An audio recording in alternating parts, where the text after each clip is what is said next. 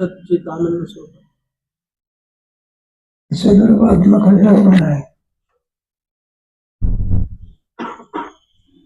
काल झालं की आपला पाहून सांगा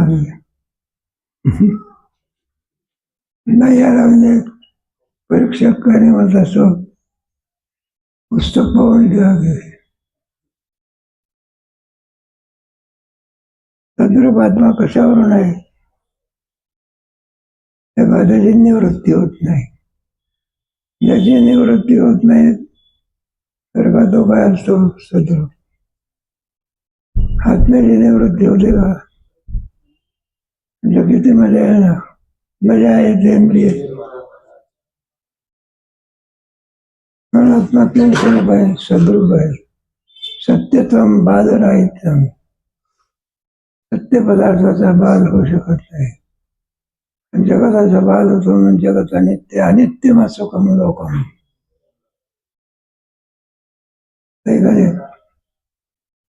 नव्या अध्यायामध्ये सांगितलं लोक म्हणजे जगत कसं आहे, नित्य आहे का अनित्य आहे? अनित्य. सुखम जिथे अनित्य असते ते दुःख रूप असते. तेव्हा आत्म्याची कधी निवृत्ती होत नाही.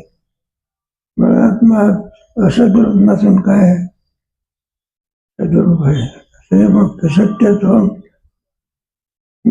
चिद्रूप कशावरून आहे? सर्वांचं प्रकाशन कोण करतो? म्हणतो किन स्वरूप आहे. मग प्रकाश स्वरूप आहे. कोण गेला की आपलं आता तिसरं प्रकरण चाललेलं आत्मा किन स्वरूप आहे. सद्रूप. पुढे पुढे परत थोडं राहिलेल्या जीवाचा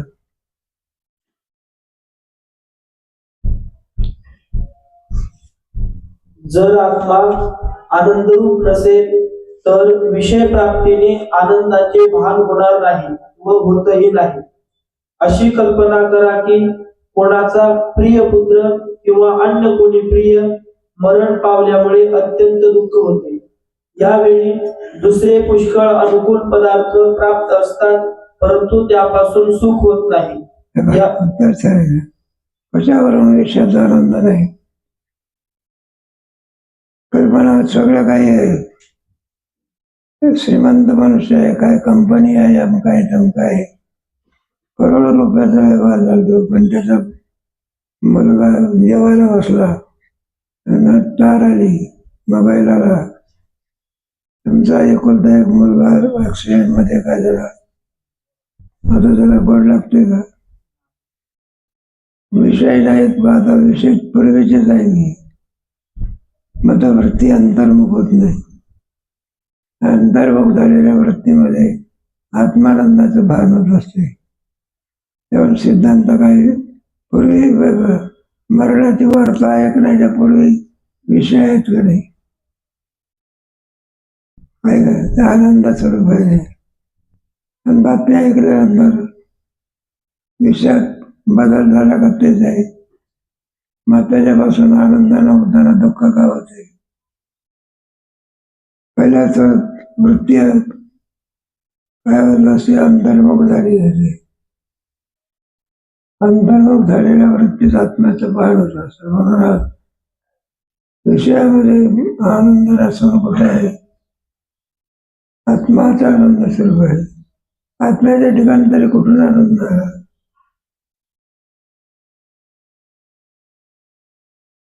आत्म्याच्या ठिकाणी आनंद कुठून आला?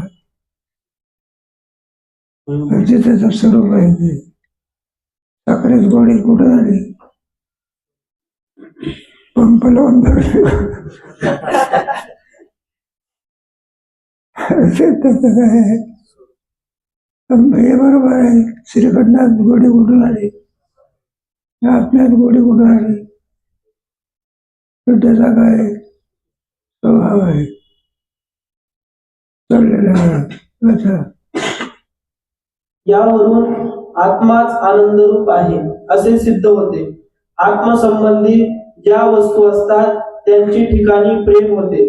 अत्यंत सन्निहित वस्तूंच्या ठिकाणी अधिक प्रेम होते. जितकी जितकी जवळची वस्तू असेल तितकं तितकं प्रेम अधिक असेल. जितकं जितकं दूरची वस्तू असेल तितकं प्रेम हे अभावरूप असेल. एखाद्या एखाद्या माणसाचा मुलगा आहे, त्या मुलाचा कोणतरी मित्र आहे, मुलाच्यामुळे मित्रावर काय आहे? प्रेम आहे. खरोखर प्रेम मित्रावर आहे का पुत्रावर आहे? पुत्रावर आहे. मग त्या पुत्रावरच्या प्रेमामुळे कोणावर प्रेम आहे? उद्या जर दोघांचा बिन असला तर मग मित्रावर प्रेम राहतं का? अत्यंत जवळ असलेल्या पदार्थावरती अधिक प्रेम असते. पुढे या रीतीने आत्मसंबंधी दूरदूरच्या पदार्थांपेक्षा जवळ जवळच्या वस्तूंच्या ठिकाणी अधिक प्रीती असते. जितके जवळ वस्तू तितकं प्रेम अधिक असते. लग्नामध्ये असते की नाही, आपण अधिक प्रेम कोणावर असते? बाईचं प्रेम अधिक कोणावर आहे? वधूचं प्रेम अधिक कोणावर असते? बापावर का?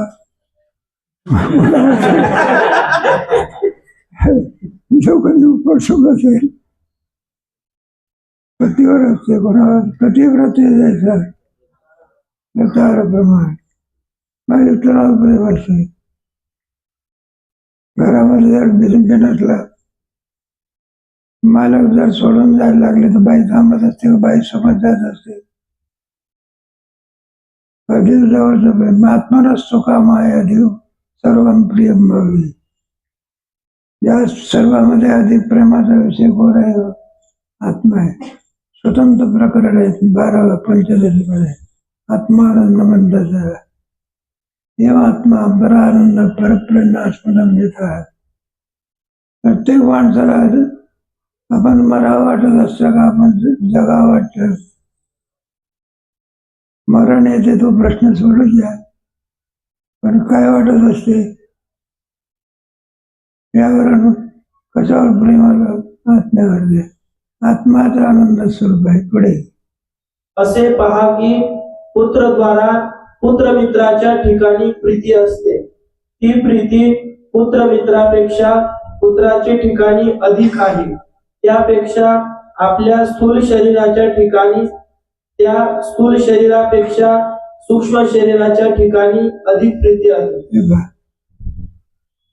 मुलावर प्रेम असते. मुला जन्मापासून बी नसलं तर मुलावर प्रेम राहत नाही. शरीरावर काय असते? प्रेम असते. अधिक प्रेमाचा विषय कोण आहे? पैशावर प्रेम आहे का नाही? शरीरावर सुद्धा काय आहे? पैशाच्या प्रेमापेक्षा शरीरावरती प्रेम कुठे आहे? मग म्हणत असतो उद्या करोडो रुपये खर्च करा, मला काय करावं वाचवा. एका कंपनीचा बलकाने त्याची किडनी चांगली व्हावी म्हणून 4 कोटी रुपये खर्च केले. त्याची परदेशावर विमानाने काय बोलावं लागेल डॉक्टर. मग 4 कोटी रुपये पैशावर प्रेम आहे का स्वतःच्या शरीरावर प्रेम आहे?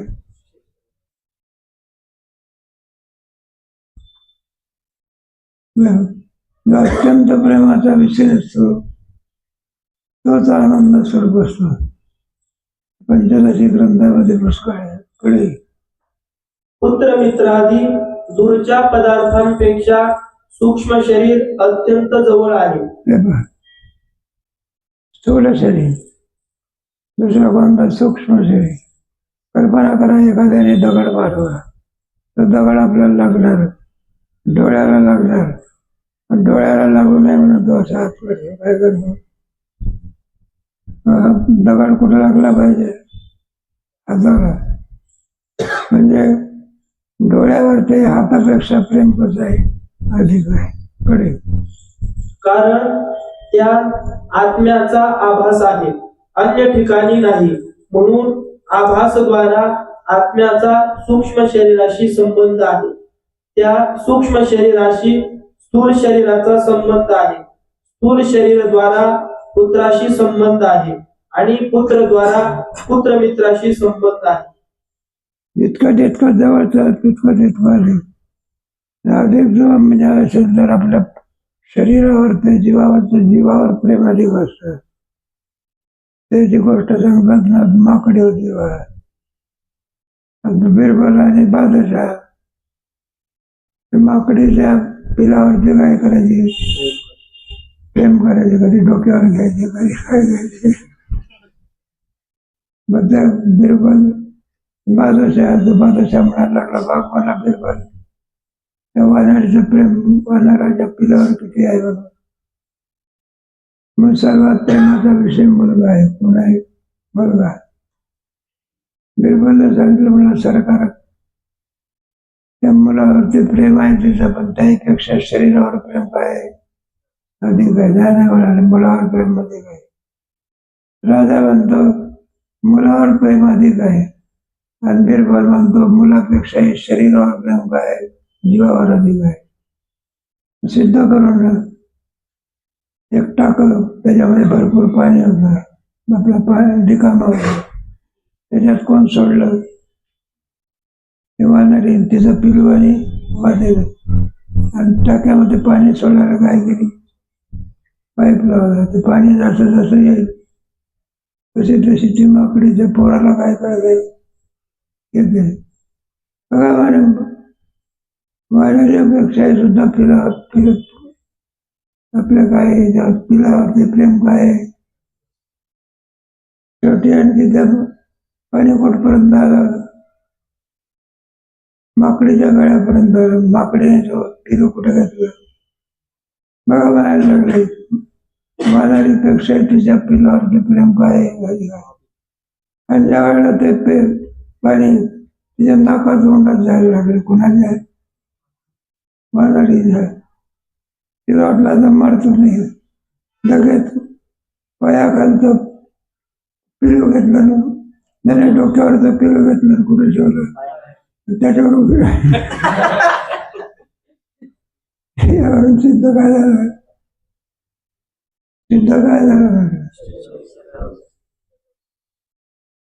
म्हणून जीवा असं आहे ना, वानरापेक्षाही पिलापेक्षाही सुद्धा अधिक प्रेम गुण आहे. एखाद्याचा टाके गोळाला एखादा श्रीमंत गावाकडे म्हणलं, सांग कुठं पैसा आहे तुझा. नाही तर म्हणलं, काय घेतो, जीवन घेतो, सकुला खोला. तो काय करत असतो, जीवापेक्षाही सुद्धा पैशावर प्रेम असल्यामुळे मला पैसा घेऊन जाय, पण मला काय करू नका. पैशापेक्षा कोणाला अधिक प्रेम आहे, पैशापेक्षा कोणाला अधिक प्रेम आहे शरीरावर. यावरून काय सिद्ध झालं, आत्माच अत्यंत प्रेमाचा काय, जो अत्यंत प्रेमाचा विषय असतो तो आनंद सर्व आत्मा परानंद आहे. पर प्रेम स्मरण मिळाला गोडवर नाही पंचदशी. आत्माच प्रेमाचा विषय असल्यामुळे आत्माच आनंद स्वरूप आहे. आत्मा व्यतिरिक्त आनंद कुठेही नाही. जिथे जिथे आनंद अभिव्यक्त होतो तो आनंद कोणाचा आहे, त्या विषयाचा नसून आत्म्याचाच आनंद आहे. सिद्ध करून दाखवा. वाचा. या रीतीने आत्मसंबंधी पदार्थांचे ठिकाणी प्रेम असते. त्यात जसा आत्म्याशी जवळचा संबंध असे तसे त्या पदार्थांवर अधिक प्रेम असते. यावरून ज्या आत्मसंबंधाने पदार्थांच्या ठिकाणी प्रीती होते त्या आत्म्याच्या ठिकाणीच मुख्य प्रीती आहे. मुख्य प्रीती कुठे आहे? आत्म्याच्या ठिकाणी. आणि त्याच्या आवडीने आवडी इतर पदार्थ जे आवडतात ते कशामुळे आवडतात? आत्म्याच्यामुळे आवडतात. आपल्या अन्नावरती आपली प्रीती असते. अन्नाकरता अन्नावरती प्रीती असते का ते आपल्या उपयोगी पडते म्हणून. पोट भरल्यानंतर अन्नावर प्रीती असते म्हणून. ही सगळी साधन आहे. काही साधनावरती प्रेम असते ते सगळं आत्म्या करतात. टोपी घालतो कशा टोपी करता घालतो, मग कशा करता घालतो, ऊन लागू नये शास्त्र सांगते म्हणून घालते. जाऊ द्या. साधनावर जे प्रेम आहे ते साध्या करता असते. पुढे ही प्रीती आनंदाविषयी आणि दुःख दुःखाभावाविषयी होते, अन्याविषयी होत नाही. कोणत्याही पदार्थांच्या ठिकाणी प्रीती होते, ती आनंद आणि दुःखाभाव याकरिताच होते. हे बघ, आनंद करता होत असेल आणि दुःखाभाव दोन धर्म असतात ना. आपल्याला पण जेवायला गेलो असतात, भूक लागली असते, दोनही करे त्याच्यामध्ये जेवण्याकरता एकाच वेळेला दोन आमंत्रण आहे. एक आमंत्रण आहे आपलं द्वादशी सोडायची आहे, एक आमंत्रण आहे पिठलं आणि भाकरी, आणि एक आमंत्रण आहे श्री बालाजीचा भेट. मग कोणावर प्रेम होते? साधनावरती जरी प्रेम कशा करता असते, साध्य करता. अन्नावर जे प्रेम आहे ते अन्नाकरता प्रेम असतं, भूक निवृत्ती करतात. भुकेचं दुःख जावं तेवढ्यावर काम झाले. आमटीन भाकरी काढली तर देखील बघ, श्रीखंड खाल्लं तर दुःखाची निवृत्ती, पुन्हा आनंदाची, आणि पुन्हा काही दक्षिणा दिली पुढे. तो आनंद आणि दुःखाभाव आत्मस्वरूपाहून अन्य ठिकाणी नाही. अशा रीतीने सर्वांच्या प्रीतीचा विषय जो आत्मा तोच आनंदरूप आहे. जो अत्यंत प्रेमाचा विषय असतो तोच केमसर बसतो. लग्न होईपर्यंत मुलीचं प्रेम कोणावर ते आई वडिलावर असते, काय करे, किंवा याचे प्रेम कोणावर असते, आई वडिलावर असते. लग्न झाल्यानंतर प्रीतीचा विषय कोण देणार? मला हे काही सांगायला पाहिजे ना. जो मंडळीला काही कमी झाले, काही काम धंदा करून काहीतरी वडा खीर वगैरे पदार्थ केला, पण तो पदार्थ व्यवस्थित झाला नाही.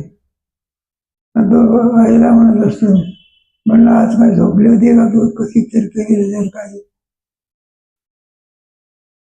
संगीत मसाला बिसाला टाकला. आईवर ते काय करतो, रागवतो. म्हणलं व्यवस्थित स्वयंपाक करत जा. मग ती आई खरमग होती, ती म्हणलं मी नाही केली, तुझ्या मिस्टेक असा फार गोड झाली.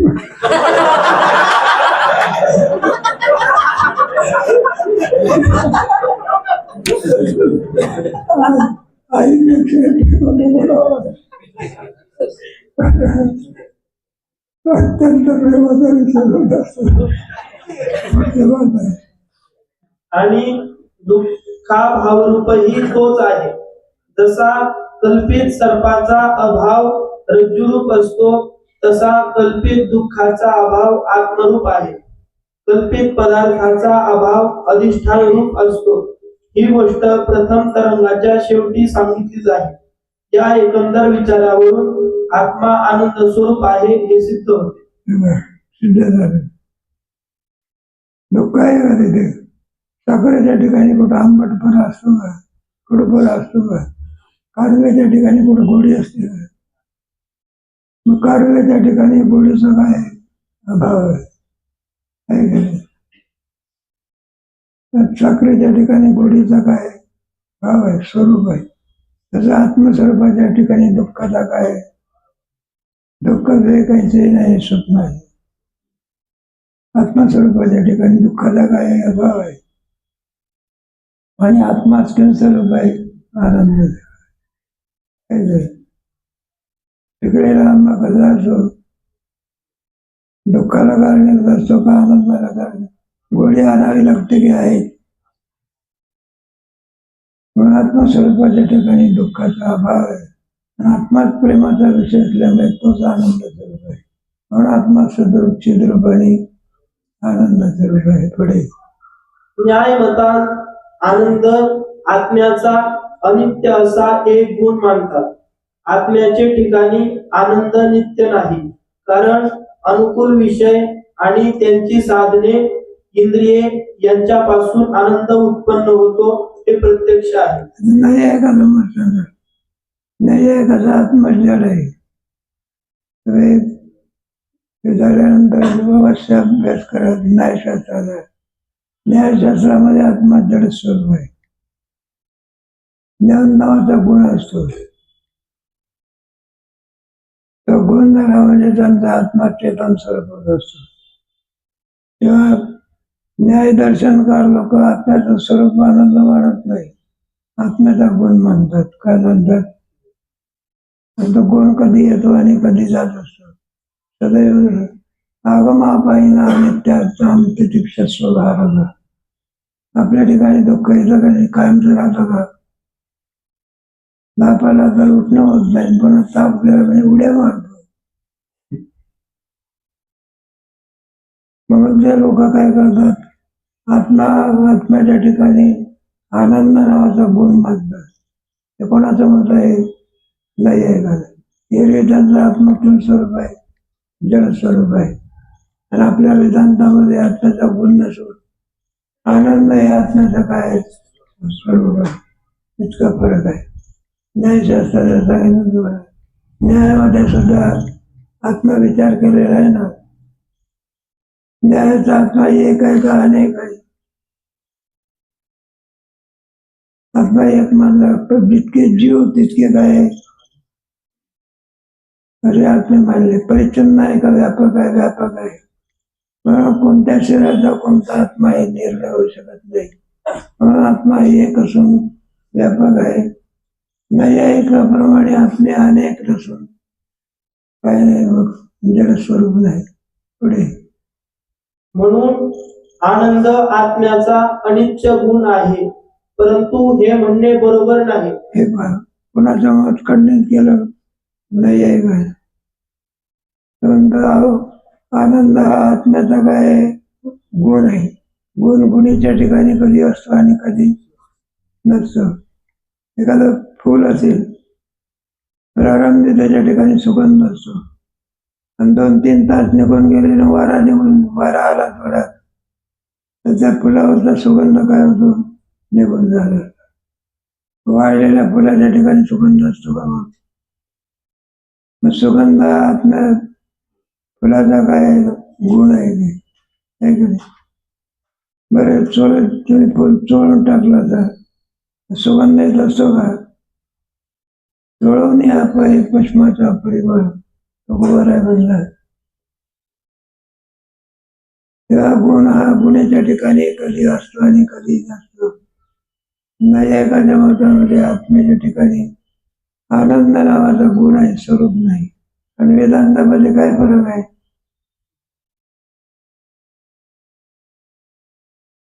गुण हा वेदांत शास्त्रामध्ये आनंद आत्म्याचा गुण असं स्वरूप आहे. स्वरूप कशाला म्हणायचं? जे कधी वेगळं होत नाही त्याला काय म्हणायचं? अग्नी कुठं कधी थंड झाला आहे का? म्हणलं चहा शिजला नाही, नाही म्हणलं अग्नी थंड झाला होता. म्हणून उष्णता अग्नीचा गुण नसून काय स्वरूप आहे. त्याचा आनंद आत्म्याचा गुण नसून काय, यावरून काय सिद्ध झाला? आत्मा केल स्वरूप आहे, आनंद स्वरूप. पुढे कारण विषयेंद्रिय संबंधा वाचूनही सुषुप्तीत आनंदाचे भान होते. यावरून विषयेंद्रिय संबंधापासूनच आनंद गुण उत्पन्न होतो, हे म्हणणे बरोबर नाही. कुठे सुषुप्तीमध्ये आहे का? काय फक्त प्राण असतो. सुषुप्ती अवस्था आहे ना, आपण झोपी जातो ना. झोपेमध्ये काय असतो? प्राण असतो फक्त. नंतर प्राण निघून गेला तर झोप अवस्था आहे का मृत अवस्था आहे? मृत अवस्था. काही माणसं आहे ना झोपी जात असतात रात्री. सकाळच्या पहिले लवकर उठत नाही. उठवायला गेलं तर आंबोला आहे. आता कोणती अवस्था आहे? मृत अवस्था. प्राण असेल तर सुषुप्ती, आणि प्राण नसेल तर मृत अवस्था. थोडा प्राण गेला म्हणजे परत येत नाही. पुष्कळ शोध चाललाय, पण अजून काही जिवंत करण्याचा शोध काय होत नाही. माणसं मारण्याचाच शोध चालले. बॉब म्हणजे काय? एक बॉम्ब टाकला की एक गाव खलास. इकडे शास्त्रज्ञाची बुद्धी चालते. एक बॉम्ब टाकला तर सगळं राष्ट्र खलास करतो. कसे माणसं मारता येईल सगळं बॉम्ब निर्मिती केली. असा बॉम्ब काढत नाही की मेलेल्या माणसावर टाकलं का ते जीवन उलटी सोडत नाही. पण आनंद आत्म्याचा गुण नसून आत्म्याचा काय बरोबर आहे. पुढे म्हणून आनंद रूपच आत्मा आहे हे सिद्ध झाले. एकंदर विचारावरून आत्मा सच्चिदानंद स्वरूप आहे. आतापर्यंत काय सदूर सिद्ध करून दाखवलं. पुढे कोणतं सिद्धूर सिद्ध करून दाखवलं.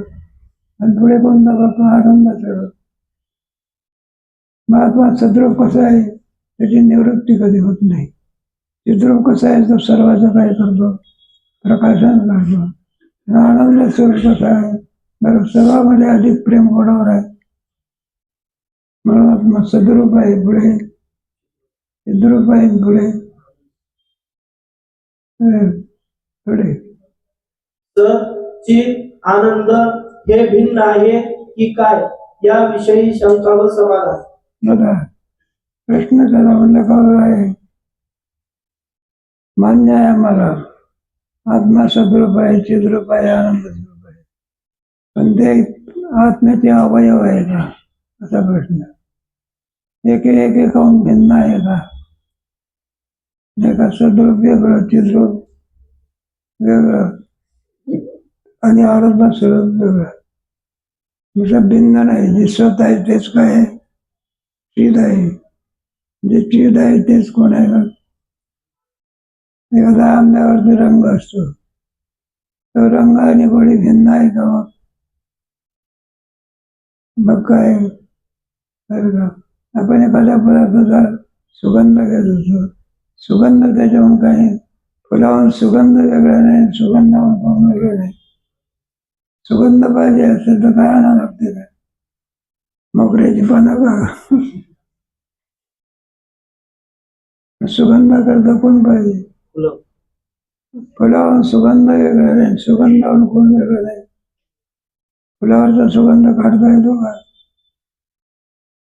पुढे शिष्य महाराज आत्मा सद्रूप चिद्रूप आणि आनंदरूप आहे या म्हणण्याने सत चित आणि आनंद हे आत्म्याचे अवयव झाले आणि त्या अवयव भेदामुळे आत्म्याचे ठिकाणी स्वगत भेद सिद्ध होतो. या शंकेने आत्मा भेदरहित आहे. भेदाचे किती प्रकार आहेत. स्वगत भेद पुढे पुढे स्वगत भेद कशाला म्हणतात.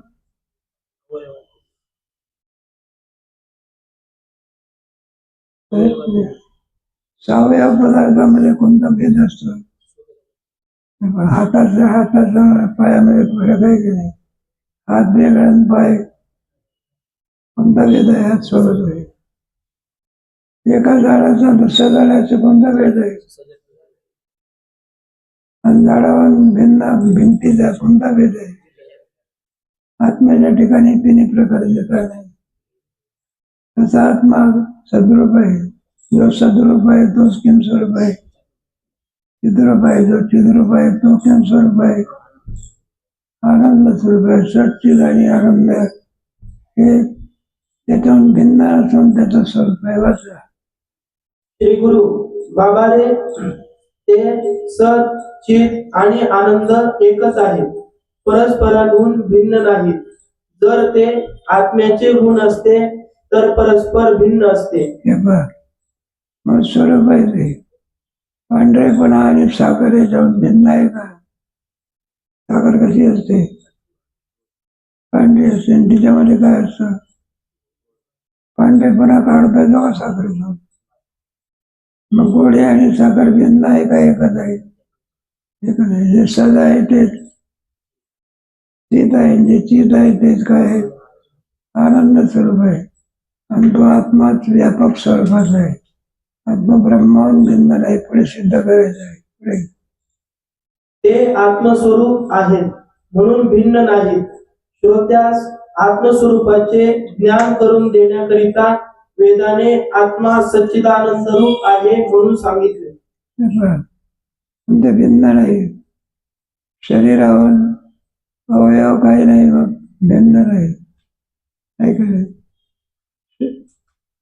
आपण कोणी वर्षातला शरीरावर आणखी अवयव भिन्न आहे का? मग शरीर म्हटलं की त्याच्या ठिकाणी अवयव त्याच्यावर काही नाही, भिन्न नाही. तसं हे अवयव म्हटलं तर मला काही शक्य नाही. तिचं जो स्वरूप आहे, जे सद्रूप आहे तेच किंवा स्वरूप आहे.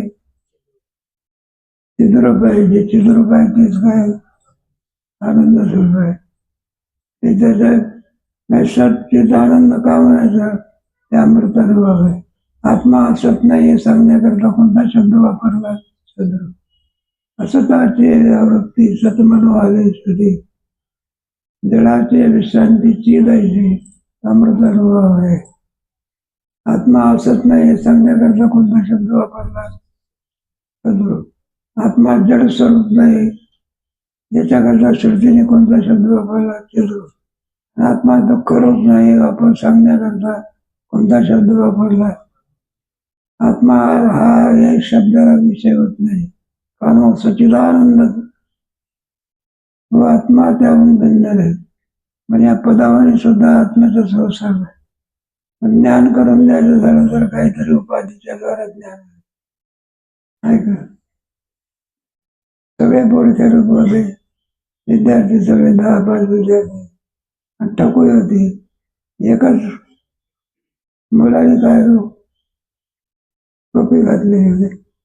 आता टकोरा विचारलं, म्हटलं तुमच्या यजमान कोण? म्हटलं सगळे बोडके दिसते ना, ज्याच्या डोक्यावरती टोपी आहे तो माझा कोण आहे? टोपीने तिच्या यजमानाचं काय करून दिलं? ध्यान करून दिलं. तसं सद्रूप, चिद्रूप, आनंद स्वरूप हे आत्म्याचं काय करून द्यायचं? ध्यान करून द्यायचं. पुढे श्रोत्यास जे काही ज्ञान असते ते असत, जड आणि दुःखरूप पदार्थांचे आहे. आपल्याला जे ज्ञान होतं हे सगळे पदार्थ कसे आहेत? असद्रूप आहे. कालांतराने त्याचा काय होतं? नाश होतो. तुम्ही आंबे खातात नका खाऊ, नसल्याशिवाय राहत नाही. एक मनुष्य आपला त्याने आंबे आणले काय देव करता आपण, पण जरासा गेटगाड स्वभाव झाला.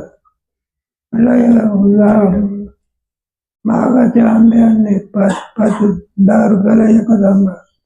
घरच्याला सुद्धा द्यायचा नाही, मुलाला नाही, मंडळीला नाही. म्हणून आपले एखाद्या पेटीमध्ये म्हणा कुठंतरी उन्हाळ्यामध्ये ठेवून गेले. पण खाण्याच्या पूर्वी त्याला काही महत्वाचं काम आलं, तिकडे गेला बघा. 15-20 दिवस लागले. किती? 15-20 दिवसांनी आला. आपल्याला एक पेटी उघडून पाहते, आंबे सगळे सडलेले काय दिसले. जो रागवायला सुरुवात केली बघा, मिसेसवर रागव, मलावर रागव. मला आमचे महागाचे आंबे तुम्ही सोडून टाकले, ते शहाणपण आहे. ते वेळ लागलं. तुम्ही म्हणले ते आंबे आणले कधी, आम्हाला काय माहिती? कुठे ठेवले होते? म्हटलं पेटी, ते आम्हाला काय माहिती? मग मला बघा त्याने प्रश्न दिला, आंबे सडले कसे? जर सडले नाही तर आंबे सडले कसे? मग सडणे हा आंब्याचा काय स्वभाव, नाचणे हा शरीराचा काय? काही करा पण ते आपल्या जातीवर गेल्याशिवाय गीतेच्या दुसऱ्या देवामध्ये आहे ना, सुंदर आहे. अनित्यम सुखम लोकम नवम प्राप्ती स्वभाव.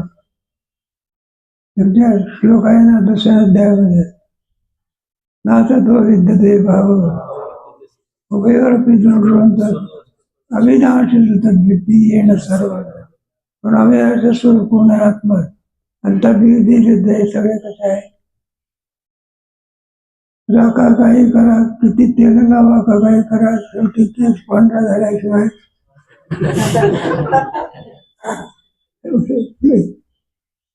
आत्मा असद्रूप नाही असे सांगण्याकरिता सत शब्दाचा प्रयोग केला. जड अप्रकाशरूप नाही असे सांगण्याकरिता चित शब्दाचा प्रयोग केला. आणि दुःखाहून विलक्षण आहे असे सांगण्याकरिता आनंद शब्दाचा प्रयोग केला. त्या शब्दामुळे आपल्याला कळते आत्मा असत नाही. मग किम स्वरूप आहे, तुम्हाला सद्रूप आहे. व्यावृत्त करत असते, सगळे अमृतानं मधले आहे. असताची व्यावृत्ती एकाएकी करत असते. जगत कसं आहे असत जट आणि दुःखरूप. महात्मा कसा आहे सद्रूप, चिद्रूप आणि आनंद. श्रुतीने 3 शब्द वापरलेले आहेत, सद्रूप, चिद्रूप आणि आनंद. सत्य ज्ञान आनंद नाही रूपवर नाही पुढे. म्हणून आत्मा सच्चिदानंद पदाचा विषय नाही.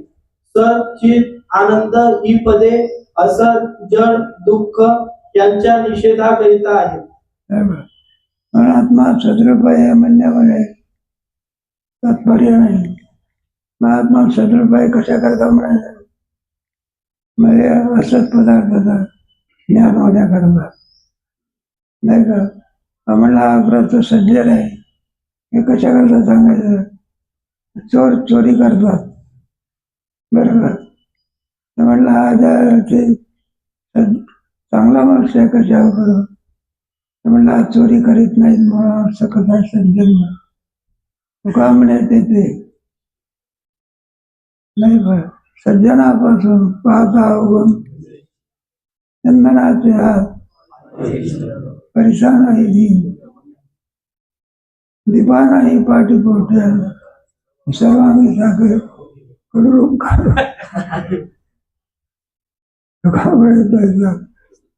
सज्जनापासून पाहता अवगुण. साखरेमध्ये कुठे कडूपणा असतो. सज्जनपणामध्ये सगळे दैवी संपत्तीचे गुण, दैवी प्रकृती असतात. कोणता श्लोक आहे, महात्मा नसतो अंबान.